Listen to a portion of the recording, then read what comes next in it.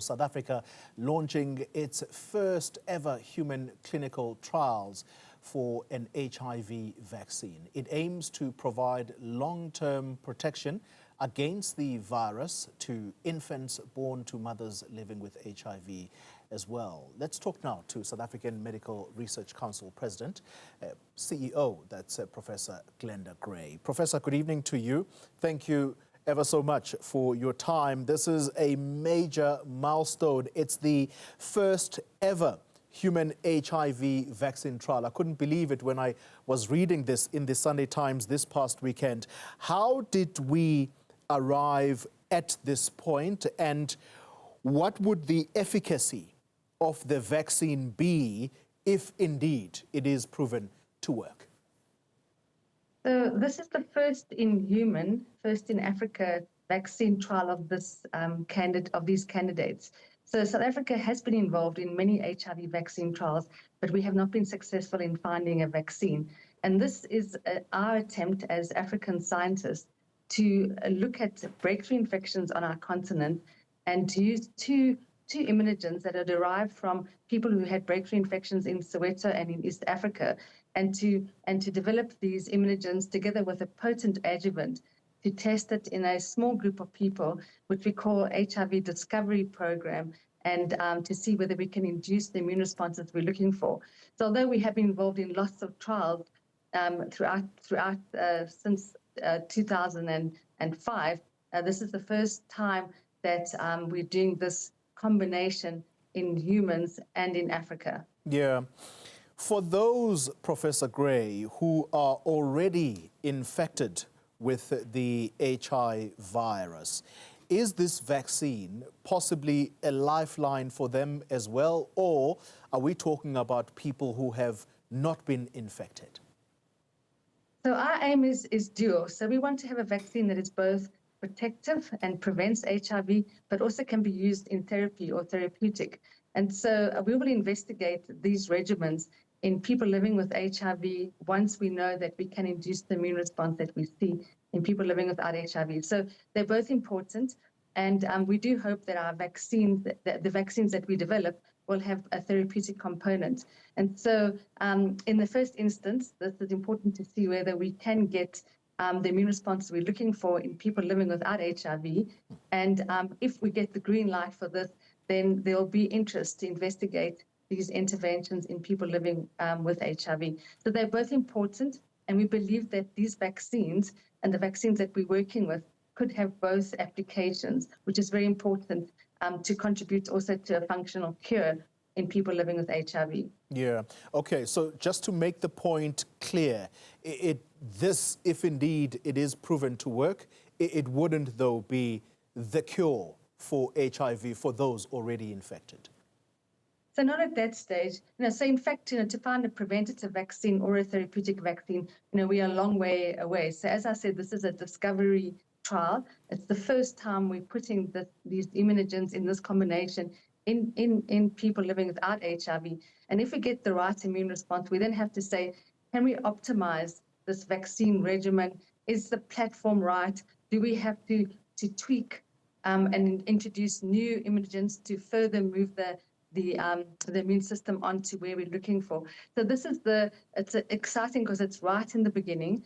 It's a discovery program, but we have amazing tools in South Africa and amazing lab scientists that can help us engineer what the next immunogen that we need, should we need it, or also what else do we have to do to get our immune systems to induce those body neutralizing antibodies that we know that can kill and neutralize HIV, and that's important. Just like COVID vaccines, we needed neutralizing antibodies to make the vaccines effective. It's the same strategy for HIV. Yeah. Part of the reason I was asking this question repeatedly, Professor, is that my interest had to do with the group of people, therefore, that are participating in this. It's a group of 20 HIV negative South Africans that are participating in this trial. And I found, as I was reading this article with interest, is that their behavior was of particular importance to you in ensuring that you get the best test results here that you can possibly get. Talk to us about that. What is it about them that was important for you in your selection process? Yes, that's a good question. So when we're doing these phase 1 studies that are first in human, we need to make sure that people who enroll in our studies aren't at risk of acquiring HIV. Because if they do acquire HIV, then we can't really study the immune system, and it doesn't teach us what the vaccine would have done. And so having people who seroconvert on a trial will confuse our findings. And that's why it's important that people who enroll in these studies are not going to get HIV, and that we can study how the immune system works with the vaccine that we're giving. So it's very critical that these individuals are low risk and will remain low risk throughout the duration of the study. Otherwise, with 20 people, and if we have seroconversions, we could confuse our findings. So critical for us to make sure that we have participants that can help us understand how the immune system responds to these vaccines. Yeah. How much time? I think people listening to this conversation will be curious to know, how much time do we have to wait until we know what the conclusive test results are? So the way to find the path to find an HIV vaccine has been convoluted and frustrating.